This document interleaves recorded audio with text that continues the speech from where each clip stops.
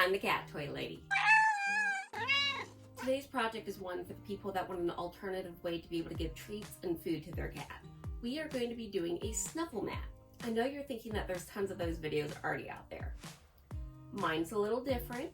We are going to be using Olifun fabric, which means that it doesn't have any strings running through it, and polypropylene is naturally resistant to bacteria and fungus, so basically a lot less funk. The base is going to be a sink mat from the Dollar Tree, and if you want to keep everything just from the Dollar Tree, you can use the fleece from the Fleece Baby Blankets as an alternative, but I highly recommend the Olifun. It does come in sheets and rolls, and you can get it from basically any craft store or online. So let's get started.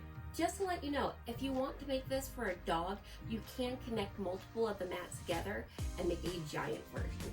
But for today, I'm just going to show you, of course, the cat. The first step is to get rid of the thick band that goes around the outside, and it'll make our fabric not stick up as evenly. So what I'm going to do is right along this edge right here, I'm going to cut. And we are going to get rid of this section and the little cross pieces. So I'm just going to snip them off with my scissors. And then I'm going to go all the way around.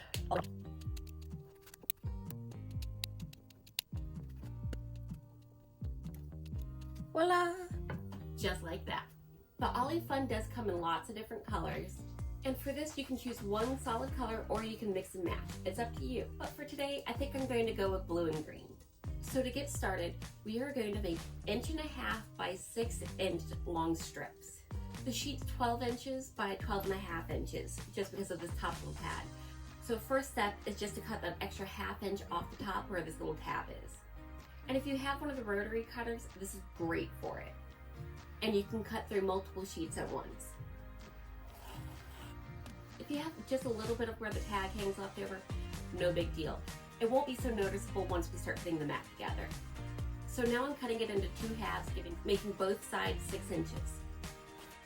Next step is to make 1.5 inch wide strips out of this. Just like that. This is what we're going for. Do the same thing to one more 3-pack. Time to add the pieces to it. So what we're going to do is we're going to just do a little twist in the middle, just a couple times around, and stick our pieces together. Then you're going to stick that piece that you just twisted in the hole. Stick your finger through so you can be able to pull this piece back where your finger was, and then pull it tight. And see how it sits.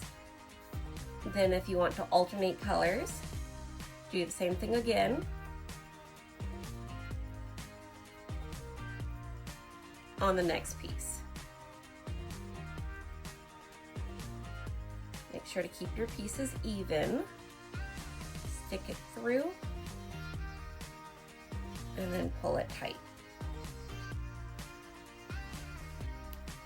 And I'm going to just keep alternating this.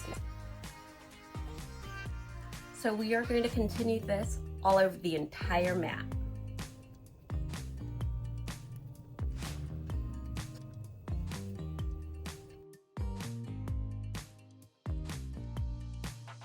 So you can see how much I have left with the fabric I've already used up. This is what it looks like on the back side. I did just rows to start with. So I'm going to go ahead and cut one more sheet of the blue and one more of the green and finish this section up. So here we go, the main part of the mat is done. So to help make sure that the pieces can't come apart and just make it look a little bit nicer, I'm going to put a backing on it. I'm going to go ahead and measure how big the sheet needs to be able to cover up the shiny parts on 2 of the edges. I am going to add a little bit extra to my measurement just so I can wrap the base sheet all the way around and cover up the edge. You don't have to do it on the side that's already covered. So you can kind of see how I'm going to line it up.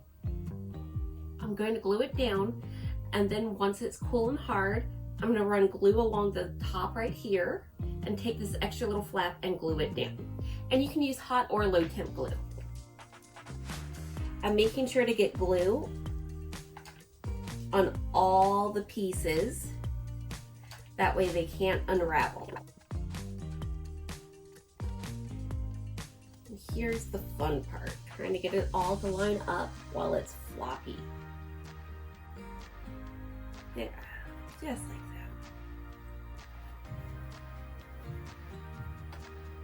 that. Just press it down.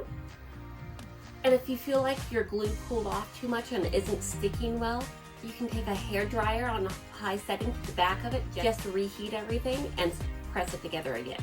Alright, so I'm just going to pull back the fluff, that way it's not in my glue. And I'm going to run glue down the edge of the top of the rubber piece that's showing. And then fold this piece over.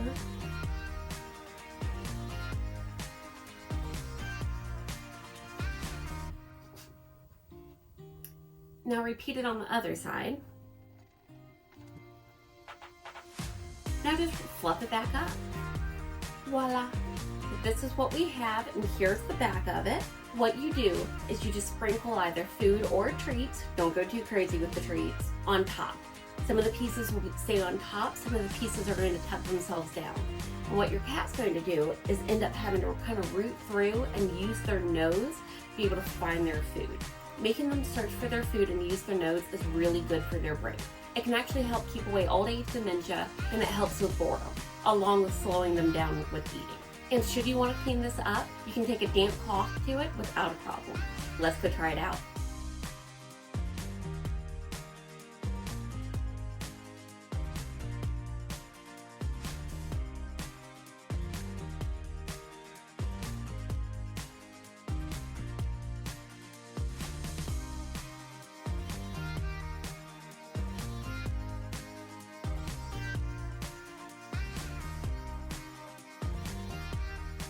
Well, you saw it. My cats really enjoyed it.